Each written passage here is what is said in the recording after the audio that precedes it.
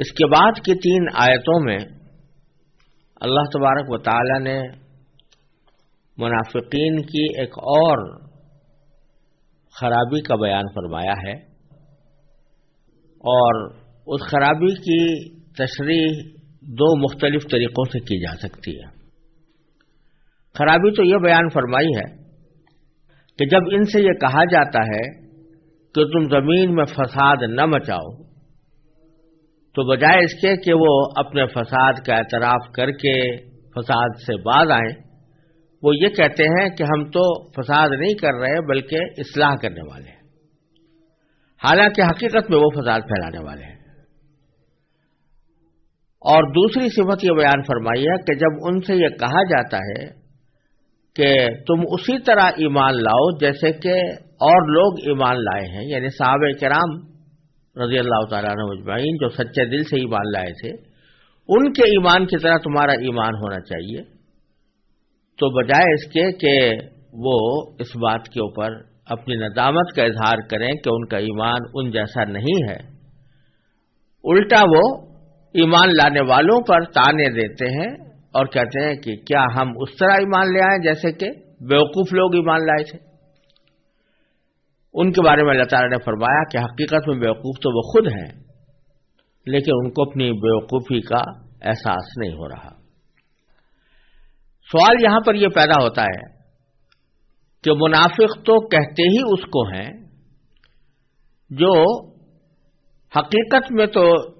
ایمان نہیں لایا، لیکن زبان سے دوسروں کے سامنے اپنے آپ کو مسلمان کہتا ہے اور زبان سے اس ایمان لانے کا اقرار کرتا ہے۔ جب وہ زبان سے ایمان لانے کا اقرار کرتا ہے، لہذا اس کے منافق ہونے کا تو کسی دوسرے کو علم نہیں ہو سکتا جب تک کہ اللہ تبارک و تعالی ہی اپنے فضل و کرم سے کسی کو باخبر کریں، جیسا کہ رسول اللہ صلی اللہ علیہ وسلم کو اللہ تعالیٰ نے متعدد مواقع پر منافقین کے بارے میں خبر عطا فرمائی۔ لیکن عام حالات میں جو مسلمانوں کے سامنے تو وہ مسلمان ہی سمجھے جاتے تھے، مسلمانوں ہی کی طرح رہتے تھے، مسلمانوں ہی کی طرح باتیں کرتے تھے۔ تو سوال یہ پیدا ہوتا ہے کہ یہ جو قرآن کریم نے فرمایا کہ ان سے کہا جاتا ہے کہ تم فساد نہ مچاؤ، تو ہم اس کے جواب میں وہ کہتے ہیں کہ ہم فساد کے بجائے ہم تو اصلاح کرنے والے ہیں۔ تو یہ کیسے مسلمانوں نے ان کو یہ کہا کہ تم فساد نہ مچاؤ، جبکہ مسلمان تو بظاہر ان کو مسلمان ہی سمجھ رہے تھے، منافق نہیں سمجھ رہے تھے۔ تو اس کا ایک جواب تو یہ ہے کہ اگرچہ وہ ظاہری اعتبار سے مسلمان ہی سمجھے جاتے تھے، لیکن دوسرے جو سچے مسلمان تھے وہ ان کو مسلمان سمجھنے کے باوجود بعض اوقات ان کی کچھ حرکتوں پر تنبیہ کرتے ہوئے یہ کہتے تھے کہ بھئی یہ فساد کی باتیں ہیں، یہ فساد کی باتیں نہ کرو۔ مثلا یہ کہ انہوں نے اگر کسی کی بات ایک جگہ سے دوسری جگہ پہنچا دی، لگا دی، تو دوسرے مسلمان جو پکے اور سچے مسلمان تھے وہ اگرچہ ان کو مسلمان ہی سمجھتے تھے، لیکن ساتھ میں انہوں نے یہ سمجھا کہ یہ مسلمان ہونے کے باوجود ایک غلط طرز عمل پر کاربند ہے اور ان سے فساد میں پھیلے گا، لہذا وہ ان سے کہتے تھے کہ تم فساد نہ مچاؤ۔ تو جواب میں وہ بجائے اس کے کہ اپنی غلطی کا اعتراف کریں جیسے ایک سچے مومن کی شان ہوتی ہے، اس کے بجائے وہ اس کی اپنا دفاع کرتے ہوئے یہ کہتے تھے کہ ہم یہ فساد نہیں مچا رہے بلکہ اصلاح کر رہے ہیں۔ اور اگلی آیت میں جو فرمایا کہ جب ان سے یہ کہا جاتا ہے کہ دوسرے لوگوں کی طرح ایمان لاؤ، تو وہ کہتے ہیں کہ ہم بیوقوفوں کی طرح ایمان نہیں لاتے، یعنی وہ ایمان لانے والوں کو، سچے مومنوں کو بیوقوف قرار دیتے ہیں۔ یہاں پھر وہی سوال پیدا ہوتا ہے کہ اگر وہ منافق تھے تو منافق ہونے کی وجہ سے انہوں نے اپنے آپ کو تو مسلمان ظاہر کیا ہوا تھا اور وہ چاہتے یہی تھے کہ دوسرے لوگ ہمیں مسلمان سمجھیں اور ہمیں دوسرے مسلمانوں کی طرح ہی مسلمان سمجھیں، تو پھر وہ ایمان لانے والوں کو بیوقوف کیوں کہتے تھے؟ کیونکہ اگر سچے ایمان والوں کو بیوقوف کہیں تو اس سے تو ان کے نفاق سے پردہ اٹھ جاتا ہے، اس سے تو ہر سننے والے کو یہ سمجھ میں آ جائے گا کہ یہ منافق ہیں، کیونکہ اچھے اور سچے مسلمانوں کو بیوقوف قرار دے رہے ہیں۔ تو پھر وہ یہ کیوں کہتے تھے کہ ہم بیوقوفوں کی طرح ایمان نہیں لائیں گے؟ اس کا بھی ایک جواب تو یہ ہے کہ بعض مفسرین نے یہ فرمایا کہ در حقیقت سچے مسلمانوں کی بھی دو قسمیں تھیں۔ ایک سچے مسلمان تو وہ تھے جو ذرا با اثر تھے، ان کا زور چلتا تھا اور وہ بڑے صاحب منصب تھے، اور ایسے لوگ تھے کہ ان کے سامنے ان کو خوشامد کیے بغیر کوئی اور چارہ نہیں تھا ان کے ساتھ جب بھی گفتگو کرتے تو خوشامدانہ انداز اختیار کرتے تھے تاکہ ان کے نفاق پر پردہ پڑا رہے۔ لیکن کچھ مسلمان ایسے تھے جو ویسے تو سچے اور پکے مسلمان تھے، لیکن دنیاوی اعتبار سے وہ ذرا کم رتبہ تھے، یا ایسے قبیلے سے تعلق رکھتے تھے، یا دیہاتی تھے، یا ایسے حضرات سے کہ جو زیادہ با اثر نہیں تھے، تو ان کے سامنے یہ بات کہتے تھے۔ یعنی وہ بیچارے جو دیہاتی قسم کے کم اثر رکھنے والے مسلمان جب ان سے یہ کہتے اگرچہ تم ایمان تو لائے ہو، لیکن تمہارے ایمان کے لانے کے بعد تمہارا جو مجموعی طرز عمل ہے وہ مجموعی طرز عمل ان جیسے مسلمانوں کا نہیں ہے جو حقیقت میں اسلام لائے ہیں اور جن کی زندگی کا ایک ایک کام وہ اس بات کی گواہی دیتا ہے کہ وہ سچے مسلمان ہیں، یعنی صحابہ کرام۔ تو تم بھی ویسے ایمان رکھو، ایمان زبان سے تو کہہ رہے ہو، لیکن اس ایمان کے کچھ تقاضے ہیں، اس کے اوپر عمل کرنے کا کوئی طریقہ ہے، وہ جس طرح اور لوگوں نے اختیار کیا ہے تو تم بھی ویسے ہی اختیار کرو۔ تو اس کے جواب میں وہ ان کے سامنے یہ کہہ دیتے تھے کہ ہم اس طرح ایمان لائیں جیسے بیوقوف لوگ ہیں، ان کو بیوقوف قرار دیتے تھے، کیونکہ ان کو ان لوگوں سے کوئی خطرہ نہیں تھا کہ اگر ان کے اوپر ہمارے نفاق کا کوئی پردہ اٹھ گیا یا نفاق ہم ان کے سامنے آ گیا تو یہ ہمیں کوئی خاص نقصان پہنچا سکیں گے، اس واسطے ان کے سامنے اس قسم کا جملہ کہہ گزرتے تھے۔ ایک توجیہ اس کی بعض مفسرین نے یہ کی ہے، اور حضرت حکیم علامت مولانا تھانوی رحمۃ اللہ علیہ نے بھی بیان القرآن میں اسی کا ذکر فرمایا ہے۔ لیکن ایک توجیہ بعض دوسرے مفسرین نے ان دونوں آیتوں کے بارے میں یہ کی ہے کہ اس سے مراد وہ منافقین نہیں ہیں جو حقیقت میں تو ایمان نہیں لائے تھے لیکن زبان سے مکمل مومن ہونے کا اعلان کرتے تھے، وہ منافق مراد نہیں ہے، بلکہ اس سے مراد وہ لوگ ہیں جو یہ چاہتے تھے، یا تو دل سے چاہتے تھے یا کم از کم ظاہر یہ کرتے تھے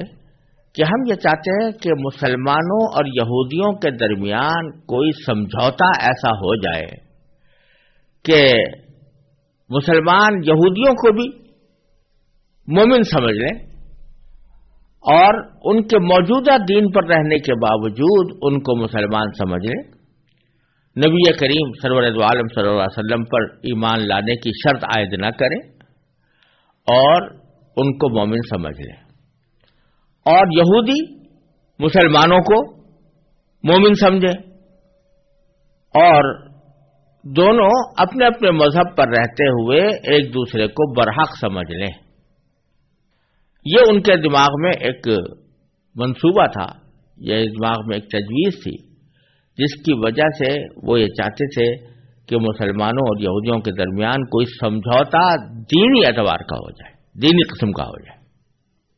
یوں تو نبی کریم سرور دو عالم صلی اللہ علیہ وسلم یہودیوں سے سمجھوتا کیا تھا، اور وہ سمجھوتا امن و امان کی حد تک تھا، باہمی زندگی گزارنے کی حد تک تھا، معاشرت کی حد تک تھا، یعنی مدینہ منورہ کی ریاست میں ان کو بھی پرامن طریقے پر رہنے کی اجازت ہوگی، ان کے ساتھ کس طرح کے معاملات کیے جائیں گے، یہ معاہدہ تو تھا، لیکن بعض یہودی یہ چاہتے تھے کہ رسول کریم سرور عالم صلی اللہ علیہ وسلم کے ساتھ اس طرح کا معاہدہ ہو جائے کہ وہ ہمارے دین کو بھی باطل قرار نہ دیں اور ہم ان کے دین کو باطل قرار نہ دیں، اس طرح کا سمجھوتا ہو جائے۔ اس سمجھوتے کو وہ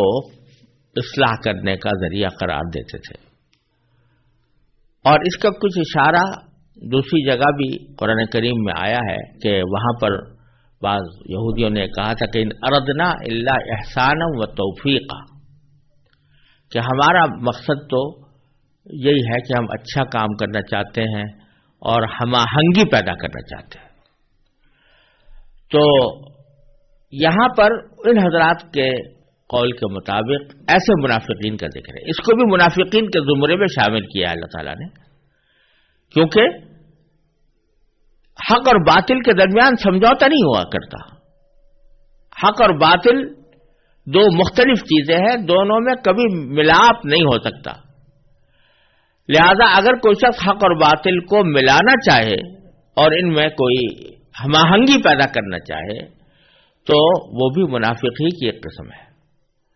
اس لحاظ سے ان دونوں آیتوں کو اگر اس پس منظر میں پڑھا جائے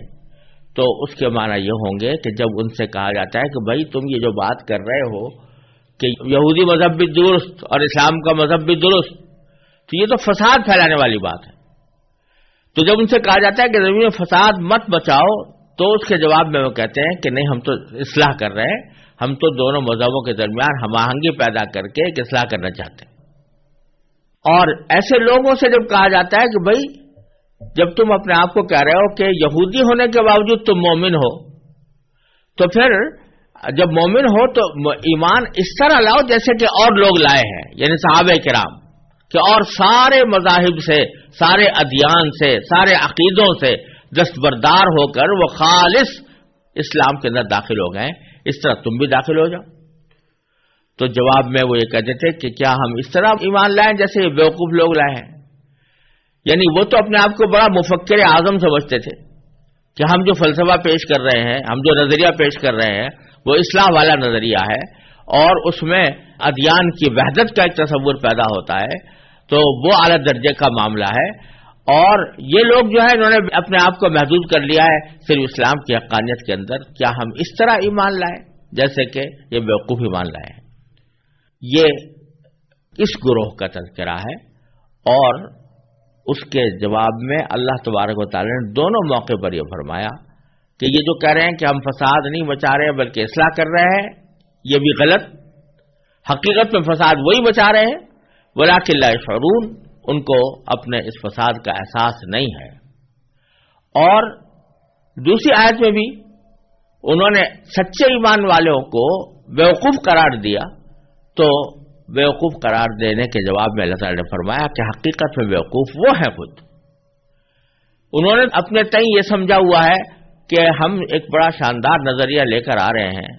اور ایک ایسا نظریہ لے کر آ رہے ہیں جس کے ذریعے یہ دین جو ہے آپس میں اس طرح مل جائیں گے اور ان کے درمیان ہم آہنگی پیدا ہوگی اور اس طرح اصلاح ہوگی۔ لیکن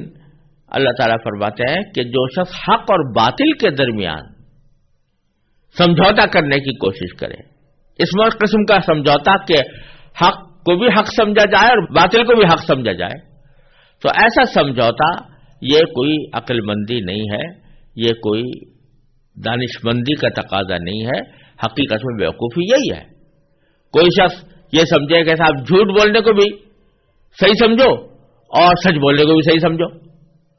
کوئی شخص یہ کہے کہ صاحب ظلم کرنے کو بھی صحیح سمجھو اور مظلوم بننے کو بھی صحیح سمجھو،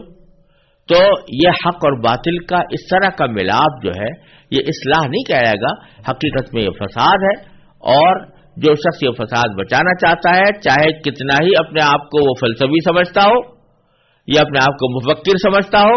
یا مصلح سمجھتا ہو، حقیقت میں وہ بیوقوف ہے۔ الا انہم هم السفہاء ولکن لا یعلمون، وہ ہیں بیوقوف لیکن ہم کو صحیح بات کا علم نہیں ہے۔